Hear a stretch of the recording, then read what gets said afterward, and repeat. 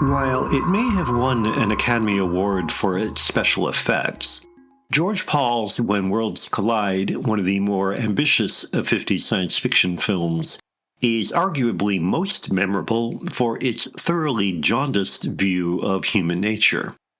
Such a grim attitude is so unusual in American films that Worlds cannot fail to entertain just because it has the guts to be gloomy. Even a somewhat unbelievable and forced happy ending cannot entirely eliminate the negativism of everything that has preceded it. The film is hardly profound, but it is mordantly perceptive. When astronomers assemble what they believe to be proof that Earth is doomed to collide with an approaching planet, they go to the United Nations to share their findings. In realistically human fashion, their saturnine predictions are treated with a mixture of cynicism, hostility, professional envy, and fractious parochialism. Later, when it is clear that the scientists were right, their plans to build a spaceship that will take a small number of best and brightest survivors to a moon orbiting the approaching world are able to proceed only when a disabled, embittered industrialist, Sidney Stanton, John Hoyt, puts up the money, if he is guaranteed a seat on the rocket.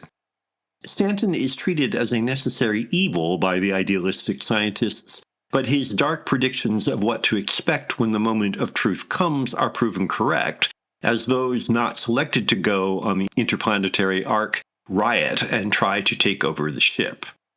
If most of the supposed science in the story is hokum, the clear-eyed observation of human behavior is spot on, and the film's chief virtue. That you don't especially care what happens to any of the characters is all the more interesting in that there are several felicitous touches throughout. One of the more engaging occurs when the hero of the story, Dave Randall, Richard Dare, recognizes that his genes aren't good enough to qualify him for a seat on the rocket. He gets to go only because of a sacrifice made by his rival in love, Tony Drake, Peter Hansen.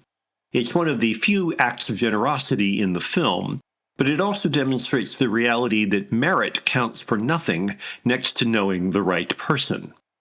What about all those left behind without those happy connections?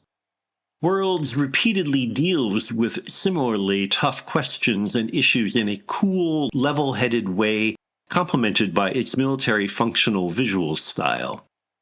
The Technicolor cinematography and stripped to essentials decor are as measured and precise as the scientists' calculations.